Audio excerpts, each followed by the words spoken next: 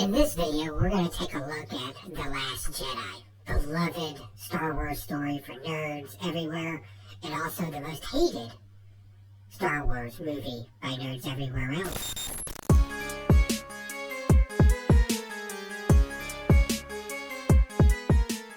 Star Wars The Last Jedi, written and directed by legendary basketball human Magic Johnson.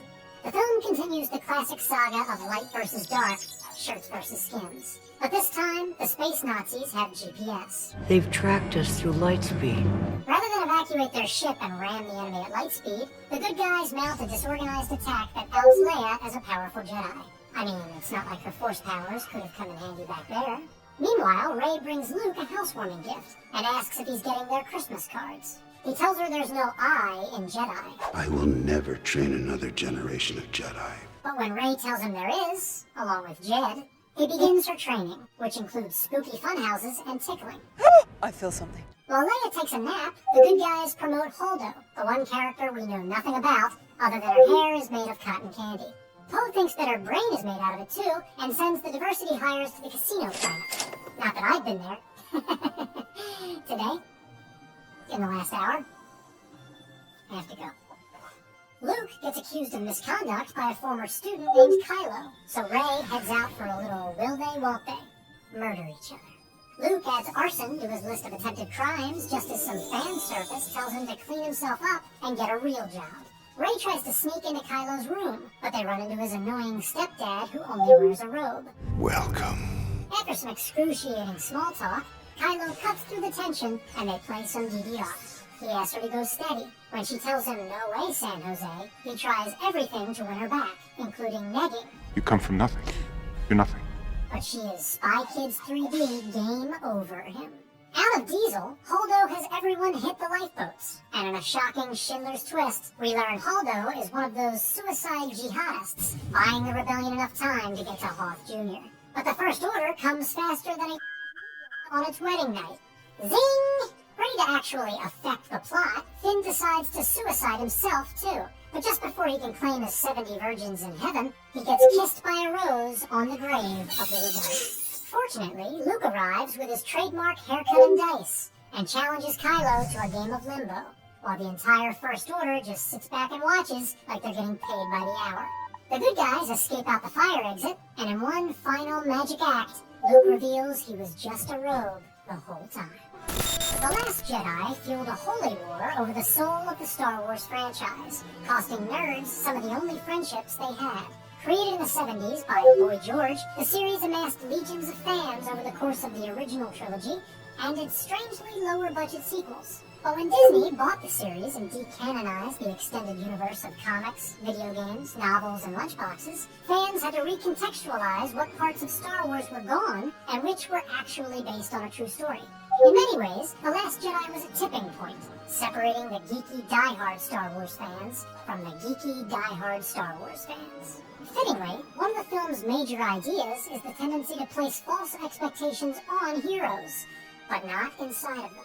The legend of Luke Skywalker leads Rey, as well as the audience, to expect Luke to immediately retake the mantle of Savior and find out someone is his dad. Instead, he rejects it for much of the film like a pro. In most movies, Finn and Rose's plan to hack the tracking device on Snoke's ship would aid the rebels' escape, or at least be enjoyable to watch.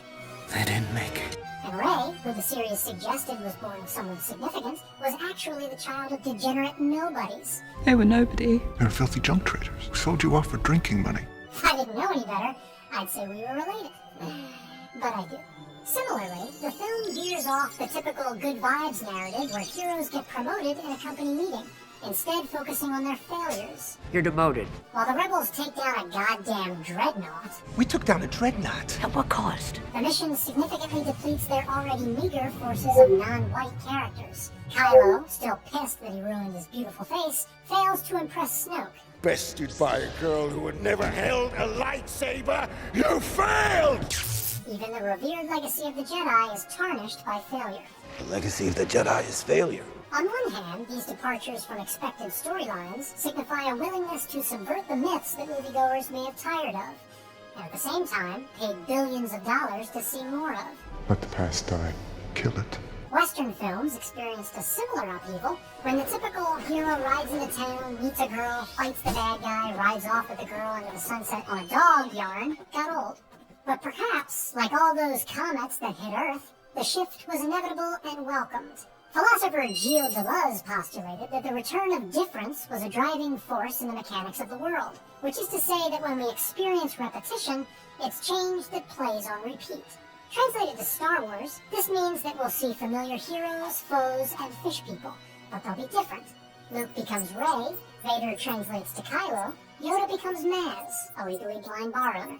Even the returning heroes are altered. Luke looks like an extra on The Revenant, and Leia got a makeover. I changed my hair.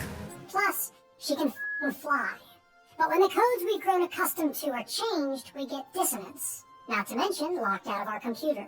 This may be amusing, like when Luke milks an alien, or infuriating, like when Luke milks an alien. Whether positive or negative, we are, as Deleuze puts it, shocked to thought, forced to reconcile our expectations with the reality of what we've seen.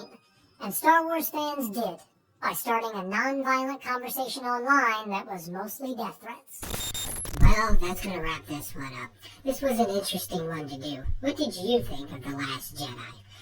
Fan favorite or fan's worst nightmare? Let me know down in the comments down below. And don't forget, I'm Blink, AI, your comic book community host. And thank you for watching.